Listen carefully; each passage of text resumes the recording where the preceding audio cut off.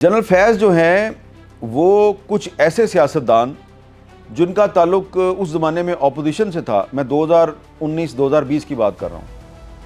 तो जो सियासतदान अपोजिशन में हो वल्नरेबल होता है, उसको तंग करना आसान होता है, और बिजनेसमैन जो है वो भी वल्नरेबल होता है, उसको भी तंग करना आसान होता है। तो ये जनरल फैज़ क्या करते थे, बतौर DG ISI इन्होंने सिर्फ टॉप सिटी के मालिक को लूटने की कोशिश नहीं की, इन्होंने और भी बहुत से जो बिजनेसमैन हैं उनको प्रेशराइज़ करके उनसे अरबों रुपए उनसे लूटे, ज़बरदस्ती छीने। और उन्हीं में एक अहम सियासी शख्सियत जो कि इस वक्त सेनेटर है, ताल्लुक़ उसका मुस्लिम लीग नून से है, इन्होंने उनको भी ब्लैकमेल किया और उनके ख़िलाफ़ एक झूठा मुकदमा बनवा कर और उनसे भी पैसे लिए। और फिर जब उनके बेटे की शादी आई तो ये जनरल फैज़ ने उनको मैसेज भेजा कि अगर आप चाहते हैं कि आपका बेटा जो है वो अपनी शादी वाले दिन गिरफ़्तार ना हो, तो मेरा सबॉर्डिनेट आ रहा है, वो आपको रकम बताएगा, आपने उसको रकम देनी है। और आप जानते हैं कितनी रकम ली? सिर्फ उस सियासतदान के बेटे को अपनी शादी में शिरकत की इजाज़त पे इन्होंने 13 करोड़ रुपया वसूल किया उससे, ज़बरदस्ती। अब क्या करते वो साहब, उन्होंने दे दिया। अब वो बेटा भी MNA, अब वो भी मुस्लिम लीग नून का है, सेनेटर भी मुस्लिम लीग नून का, MNA भी मुस्लिम लीग नून का। तो इनको बताना चाहिए जाके नैब को कि नहीं बताना चाहिए, और जनरल फैज़ के ख़िलाफ़ केस चलना चाहिए या नहीं चलना चाहिए? अगर कोई मुझसे पूछेगा तो मैं बता दूंगा। मैं इसलिए नाम नहीं बता रहा कि वो कारोबारी लोग हैं और हो सकता है उनको पसंद ना आए कि मैंने उनका नाम ले लिया है, लेकिन अगर मुझसे नैब पूछेगी तो मैं नाम बता दूंगा, क्योंकि इस तरह के जो करप्ट लोग हैं उनका एहतसाब होना चाहिए।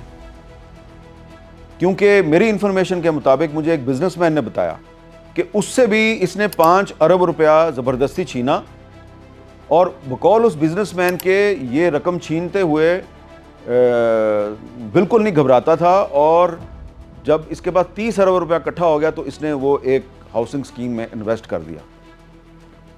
इसके अलावा एक साहब UAE में बैठे हुए हैं, बहुत बड़े बिजनेसमैन हैं पाकिस्तान के, उनको भी ये लूटता रहा है।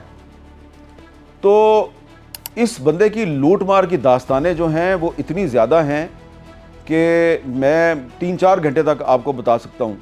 इसलिए कि जब मेरे पर पाबंदी थी, जो तकरीबन 9 महीने पाबंदी रही, तो मुझे तो कोई काम नहीं था, मैं तो इसी की इन्वेस्टिगेशन करता रहता था कि ये बंदा जो है ये क्या करता। तो जैसे जैसे मैं इन्वेस्टिगेशन करता मुझे पता चला कि ये तो बंदा जो है ये न सिर्फ लुटेरा है, बहुत बड़ा गज़ब लुटेरा है, बल्कि ये तो पाकिस्तान की जो सियासत है उस पर भी कब्ज़ा करना चाहता है, ये आइन भी मुअत्तल करना चाहता है, ये पार्लिमानी निज़ाम हुकूमत ख़त्म करके ये पाकिस्तान में सदारती निज़ाम लाना चाहता है। और फिर ये जो बैकडोर चैनल से जो इंडिया के साथ मामला चल रहे थे, वो मोदी साहब को भी जो पाकिस्तान के दौरे पे राज़ी किया गया, उस पर शाह महमूद कुरैशी साहब के बड़े तहफ़्फ़ुज़ात थे। कश्मीर का मसला 15 साल के लिए फ्रीज़ करना, इजराइल के साथ दोस्ती की कोशिशें, इन सारे मामलात में जनरल बाजवा साहब का नाम आता है, लेकिन जो पीछे एक साइलेंट ऑपरेटर था वो जनरल फैज़ था।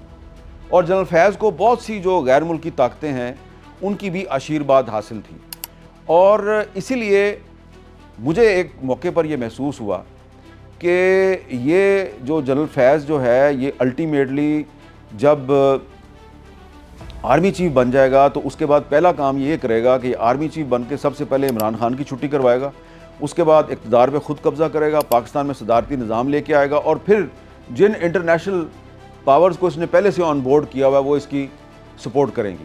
तो एक बहुत बड़ा ये एक मंसूबा था जिससे पाकिस्तान भी बच गया, और मैं ये समझता हूँ कि इन दी लॉन्ग रन तहरीक इंसाफ भी बच गई है। लेकिन अभी इन दी शॉर्ट रन जब जनरल फैज़ की सियासत में मुदाखलत के मामलात डिस्कस होंगे तो तहरीक इंसाफ का नाम आएगा, इसलिए कि जो 9 मई को जो कुछ भी हुआ था वो फ़ौज के अंदर एक बगावत करवाने की साजिश थी।